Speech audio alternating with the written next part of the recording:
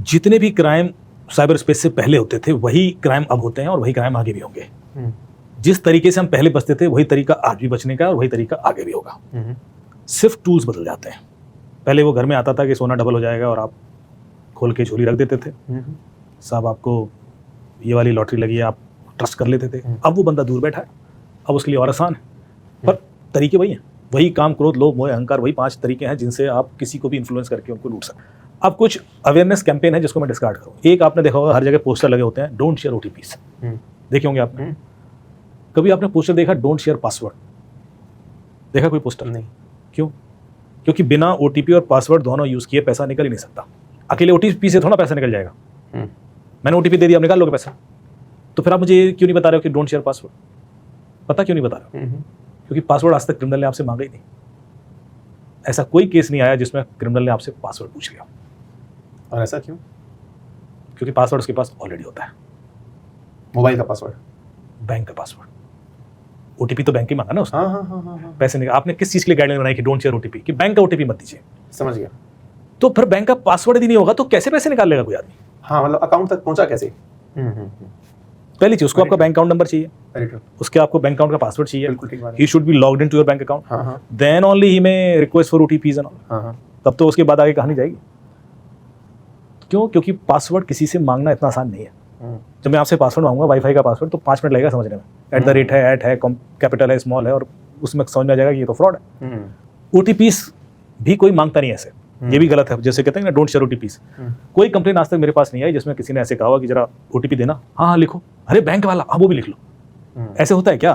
मतलब हम पब्लिक को बेवकूफ मान के बैठे कि वो ओटीपी बांटते फिर रही है। कोई नहीं देता ओटीपी, कोई फ्री में बीड़ी नहीं देता। ओटीपी की बात कर रहे हो आप की कैंपेन में यही गलती है।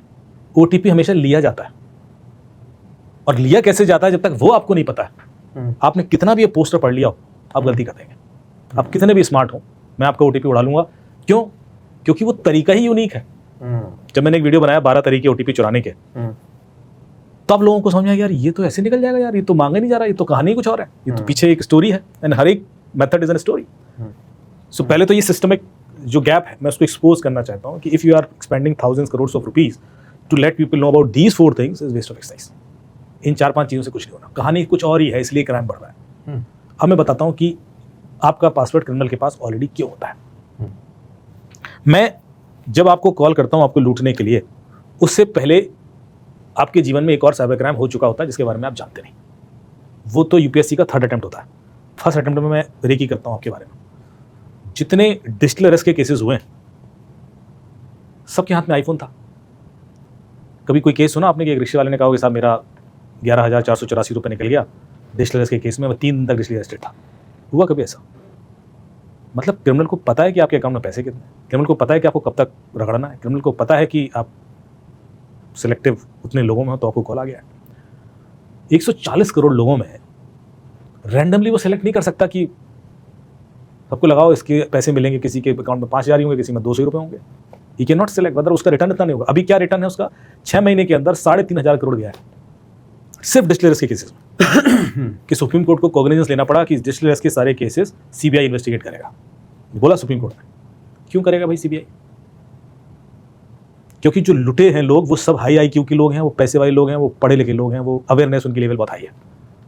मतलब आपका 25,000 चला जाए, जिसकी की मंथली सैलरी ही 25,000 है, तो सीबीआई नहीं करेगा इन्वेस्टिगेट। मैं अभी नागपुर पुलिस की ट्रेनिंग देने गया तो वहाँ पर ट्रेनिंग के बाद पुलिस ऑफिसर्स मेरे से डिस्कस करने लगे कि ये जो कंटेम्प्रेरी केसेस हैं उनको जरा सा डिस्कस कर लेते हैं।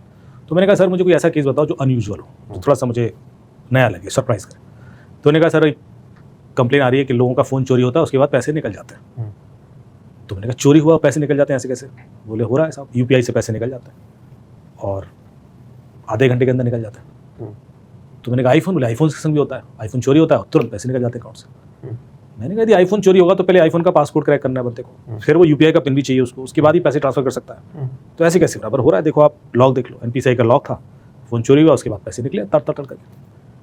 तो मैंने थोड़ा इन्वेस्टिगेशन किया और मैंने वो मोडस ऑपरेंडी क्रैक की, जो मैं आपको बता देता हूँ। बताइए ना, ताकि आप भी लखपति हो जाए। हमारे लक बच जाए वही बहुत है।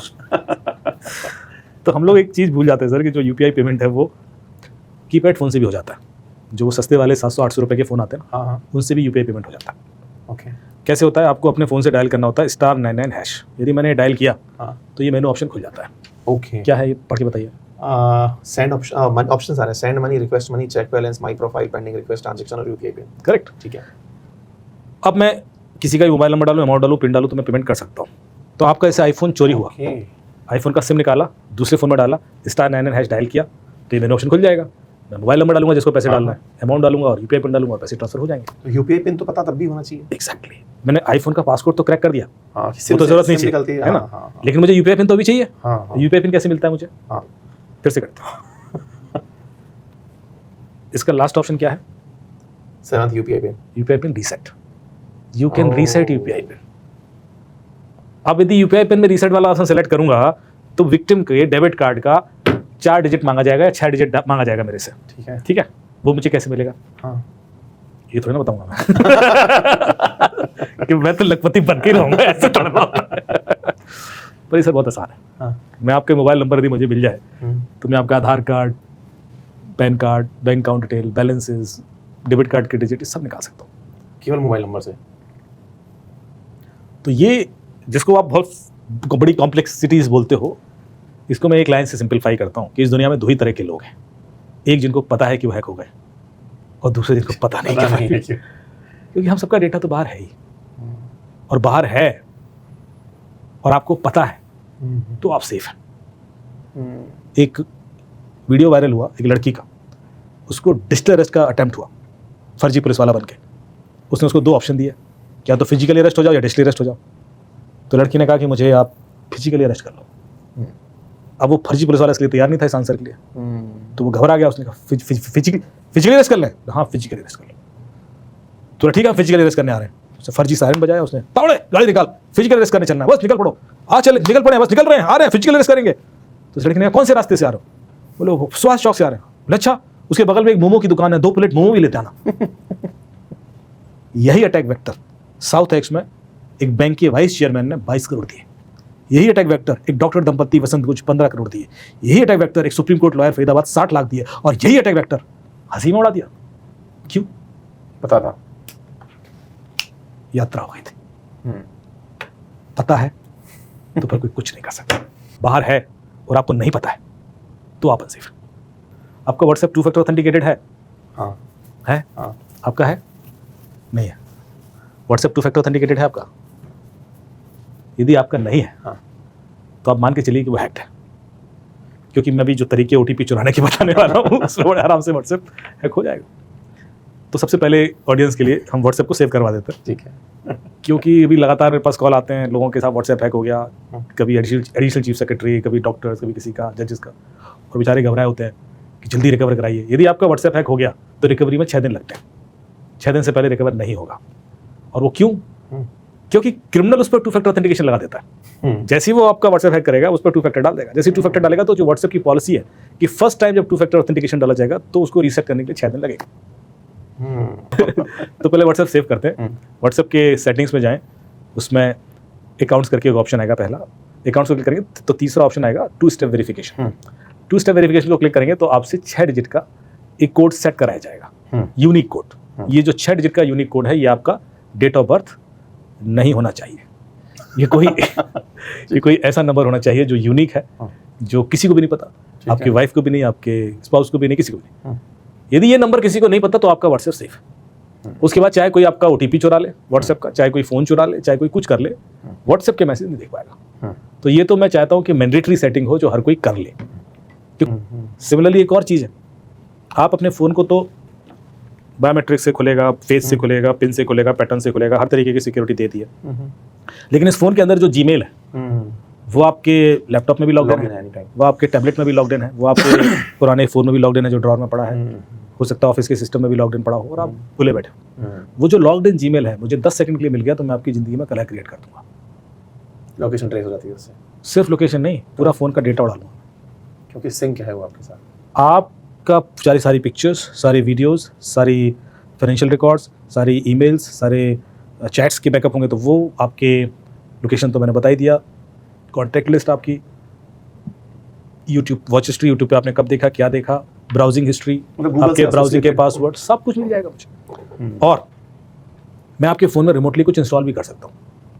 यदि आप लैपटॉप पर प्ले स्टोर खोला है तो आपको पूछता है कि आप एप्लीकेशन फ़ोन में इंस्टॉल करना चाहते हैं, टीवी में इंस्टॉल करना चाहते हैं, वॉच में इंस्टॉल करना चाहते हैं, कहाँ करना चाहते हैं। क्योंकि यदि ब्राउज़र में सेम जीमेल लॉग्ड इन है जो आपके फ़ोन का है, तो आप यहीं से उस फ़ोन में कुछ भी एप्लीकेशन इंस्टॉल कर सकते हैं। और बाय डिफ़ॉल्ट हमारा जीमेल लॉग्ड इन होता है लैपटॉप में भी, जिसका एक्सेस कई बार मल्टीपल लोगों को भी होता है। तो ये इतना बड़ा रिस्क है कि आपके फ़ोन में चुपचाप कुछ इंस्टॉल हो जाएगा। इसके बियॉन्ड एक और रिस्क है, मैं आपके फ्यूचर OTPs भी देख सकता हूँ जीमेल के। कैसे? तो गूगल का एक फीचर है, उसको बोलते हैं गूगल बैकअप कोड्स। ये बैकअप कोड्स फेसबुक के लिए भी होते हैं। तो ऐसा भी हो सकता है कि आपके फेसबुक के बैकअप कोड निकाल लूँ मैं और मैं आपके यहाँ पे लॉगिन कर लूँ, आपको पता ना पड़े। तो आप गूगल के सिक्योरिटी सेटिंग्स में जाएंगे तो वहाँ पर जब 2 फैक्टर ऑथेंटिकेशन का ऑप्शन है, वहाँ पर आपको मल्टीपल ऑप्शन आते हैं कि OTP based authentication, device based authentication, email based authentication, blah blah blah. Last option जो आएगा वो आएगा गूगल बैकअप कोड्स। अब ये गूगल बैकअप कोड्स क्या होते हैं? ये आपके वो OTPs हैं जो आपको फ्यूचर में आते हैं, जो आप कभी भी जीमेल लॉगिन करने के लिए इस्तेमाल कर सकते हैं। एक बार में आप 8 OTPs डाउनलोड कर सकते हैं। आपने डाउनलोड किया, रख लिया, अब आप 8 बार लॉगिन कर सकते हो उस जीमेल को without any physical OTP access. मतलब ऑलरेडी गूगल ने वहाँ पे सेव करके OTPs रखे हुए हैं जो आपके पास मोबाइल पर आने वाले हैं। अब आप कहोगे कि ये फीचर क्यों दिया गूगल ने? हाँ। फ़ायदा क्या है? फ़ायदा है, मान लीजिए आपका फ़ोन चोरी हो जाता है, फ़ोन छीन के भाग गया। अब आपको तुरंत फ़ोन ट्रैक करना है या फ़ोन फॉर्मेट करना है, तो आप कैसे करोगे? तो आप तुरंत किसी दूसरी डिवाइस से जीमेल लॉगिन करोगे, पर OTP तो आपके फ़ोन पे आएगा और वो तो छीन के भाग गया है। यदि आपके पास ऑलरेडी OTP है तो तड़ से आप लॉगिन करके आप फॉर्मेट भी कर सकते हो, लोकेशन भी ट्रैक कर सकते हो, और भी फीचर्स है उसमें। फिर आता है कि आप ट्रैवल कर रहे हो और आपको SMS नहीं डिलीवर हो रहे हैं, यदि आप एडवांस में OTPs हैं तो आपको जीमेल लॉगिन करने में दिक्कत नहीं होगी। So it is a convenience which is given not only for Google but for Facebook also. लोगों को पता नहीं फेसबुक भी लॉगिन हो सकता है। गूगल में सर फ्यूचर OTP वाला फीचर जो आपने बताया, जो आप बोलते चले गए, हमारी स्क्रीन पे हम करके दिखाएंगे इसको, तो वे जो आपने प्रोसेस बोला वहीं से दिखा सकेंगे हम इसको। हाँ। ठीक है, आपको स्क्रीनशॉट भी भेज दूंगा चाहो तो select हाँ नहीं मतलब वो हमारी टीम आपकी बातों को, इंस्ट्रक्शंस को फॉलो करके सर्च मार लेगी। बस। तो जो मैं कह रहा हूँ ये सारे फीचर्स हैं, ये कोई हैकिंग ट्रिक्स नहीं है अभी। ये तो पता नहीं लोगों को, इसलिए मिसयूज होती है। अब मैं गलती से जीमेल लॉगिन, आप यहाँ जाइए, आप सेक्टर 100 नोएडा में किसी साइबर कैफे में जहाँ पर वो प्रिंट आउट वगैरह लेने के लिए जाते हैं, कई बार मैंने देखा, मैं हूँ वहाँ पर, मुझे साहब एक प्रिंट आउट चाहिए, तो जीमेल बताओ अपना, कहाँ पासवर्ड बताओ अपना, अब लॉगिन करवा दिया उसने वहाँ पर। अरे भाई आपका जीमेल सिर्फ जीमेल नहीं है, वो आपके फ़ोन के अंदर घुसने का रास्ता है। अब आपकी लोकेशन भी पता पड़ रही है सबको। यदि मेरा जीमेल और आपका जीमेल, मतलब हम दोनों को पासवर्ड, तो मैं आपकी लोकेशन देख सकता हूँ, मेरी लोकेशन देख सकता हूँ। तो एक इंस्टीट्यूट में मैं लेक्चर लेने गया और लेक्चर लेने के समय मैंने दिखाया कि देखो ये गूगल डैशबोर्ड के through I can see your last 20 years of location. आपके 20 साल की हर सेकंड की लोकेशन देख सकता हूँ, कब आप कहाँ गए, कहाँ रुके, किस होटल में गए, किससे मिले, सब कुछ रिकॉर्डेड और बिल्कुल क्लियर दिखता है। एक मिनट का रिकॉर्ड, एक सेकंड का रिकॉर्ड, आपके फ़ोन की हर सेकंड की एक्टिविटी भी रिकॉर्ड होती है। वो आप देख सकते हो myactivity.google.com, जीमेल जहाँ लॉगिन है वहाँ डालिए myactivity.google.com, आपके फ़ोन की हर सेकंड की एक्टिविटी दिखेगी, कब आप क्या, और 20 साल की, जब से आप स्मार्टफोन यूज़ कर रहे हैं। कमाल की बात यह है कि ये डिटेल आपके फ़ोन में है ही नहीं। ये डिटेल आप, क्योंकि फ़ोन तो आप हर 2-3 साल में बदल रहे हो, पर ये डेटा क्यों नहीं जा रहा? ये डेटा सेंट्रली स्टोर्ड है and it is linked with your Gmail, which is in cloud. So it doesn't matter whether you have changed your phone, didn't change your phone, I'll be able to access it. It's a very big risk otherwise if it goes to wrong hands. आप जितने भी इस तरह के issues देखोगे जो corporates के अंदर होते हैं, या जितने गवर्नमेंट PSUs के अंदर से कंप्लेन आती है मेरे के साहब ये हो गया, वो बड़े कॉम्प्लिकेटेड सिचुएशन है कि साहब डेटा लीक हो गया, वो हो गया। जब मैं इन्वेस्टिगेशन करके रूट कॉज निकालता हूँ तो किसी सिंपल एप्लीकेशन का फीचर मिसयूज हो रहा होता है। मतलब फिर जब मैं बताता हूँ यूँ इस वजह से ऐसा हो रहा है तो लोग सर पकड़ लेते हैं, बताइए। क्योंकि लोग तो सोचते हैं कि हैकर कोई हुडी लगा के ताइवान में बैठा है और उसने कुछ किया है और आपका फ़ोन रिमोटली सुन भी रहा है और ये भी कर रहा है, और वो भी, लोगों की इमेज तो वैसी है, पर 90% टाइम वो होता कोई आसपास वाले। यदि आप भारतीय दर्शन को गौर से पढ़ेंगे तो वो कंक्लूड करता है कि हमारी यात्रा है नहीं जानने से लेकर जानने तक। अभी मैं नहीं जानता हूँ और अब मैं जानता हूँ, और जैसे मैं जानता हूँ पर्दा गिरा, खेल खत्म, फिर तो ना काम करो, लोभ मोह अहंकार मुझे परेशान करेगा। अब तो मुझे पता है ना कि दुनिया इल्यूजन है। 200 करोड़ के लिए बैठा हूँ मैं रात में, मरने का कल का फुर्सत नहीं है। चलिए सर, बहुत ही अच्छी जानकारी आपने दी। ये जानने से और ना जानने से लेके जानने तक की जो यात्रा है, उम्मीद है आपने भी की होगी। अवेयर रहें, जब भी कोई खबर आए उसे ऐसे ही ना उड़ा दें, खुद को इतना समझदार ना समझें कि ये मेरे साथ तो नहीं हो सकता।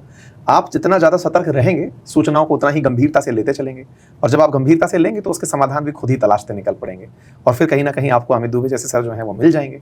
हम आप तक पहुँचाने के लिए ऐसे प्रयास करते रहेंगे। फिलहाल के लिए इतना ही, अपना ख्याल रखें, बहुत बहुत धन्यवाद।